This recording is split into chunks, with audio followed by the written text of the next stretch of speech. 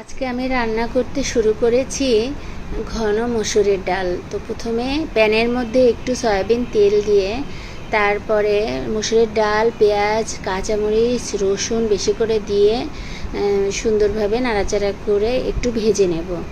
আর এটা ভাজতে ভাজতে এর ভিতরে একটু লবণ দিব, একটু হলুদের গুঁড়া দিব। আর এটা আর একটু ভাজি করে নেব। আর এটা যখন একটু শুকনো শুকনো হয়ে যাবে তখন এটার মধ্যে একটু পানি দিব, ডালটার মধ্যে দিয়ে ডালটা সেদ্ধ করে নেব।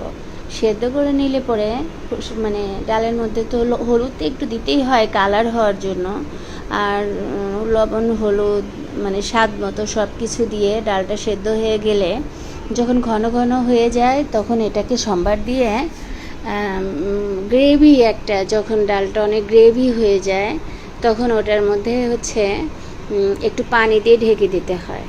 আর ঢেকে দিলে পরে পুরো ডালটার কালার চলে আসে আর ডালটা দেখতেও সুন্দর লাগে।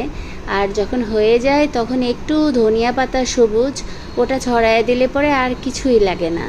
আর এই ডালটা এতই ভালো লাগে, মাঝে মাঝে ভাত দিয়ে রুটি দিয়ে খাওয়া যায়, এমনিও খাওয়া যায়। তো রান্নার তো কোনো শেষ নাই। তো যেভাবে যেটা রান্না করা যায়, রান্নার আকারটা নির্ভর করে মানুষের উপর।